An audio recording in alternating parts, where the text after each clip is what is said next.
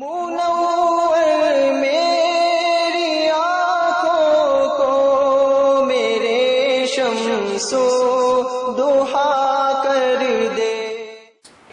this attribute, al-wujud, is the main attribute contested by atheists, and what they forward in today's day and age to counter the attribute of wujud, the existence of Allah subhanahu wa ta'ala, is a theory which they have formulated in the 1800s known as the theory of evolution.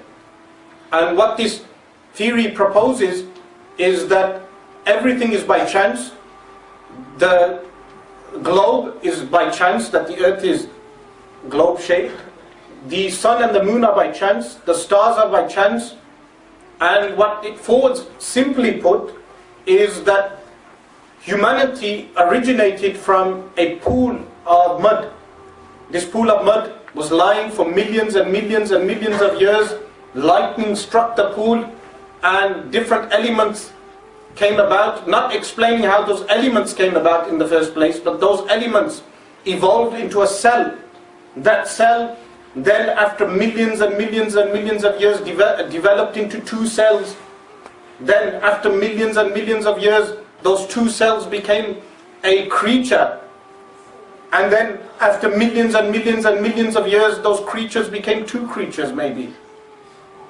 And then after millions and millions and millions of years, that creature developed until it became a fish. Then that fish one day, after millions and millions and millions of years, decided to try out the land, to get out of the pool of mud, and attempted to get onto the land. So the first fish that attempted came out of the pool and landed on the ground and died.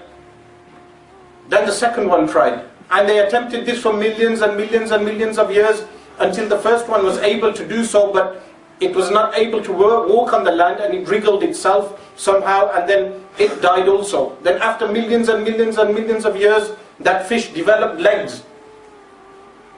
After trying for millions of times, jumping onto the land, then that fish developed legs.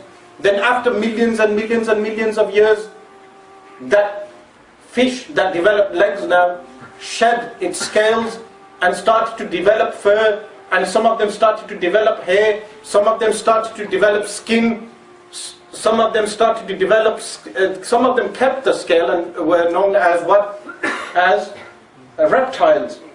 So after millions and millions and millions of years, all these creatures became different, distinct creatures. And after millions and millions and millions of years, those creatures developed legs. Then they developed backbones. After this, after millions and millions and millions of years, those creatures lost one leg, the four legs were lost, and then it developed two legs. Then after millions and millions and millions of years, the creature decided to stand upright.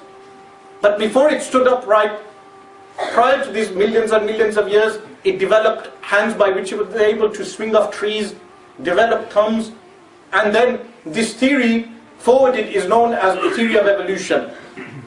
And they add scientific jargon and propose this as fact today.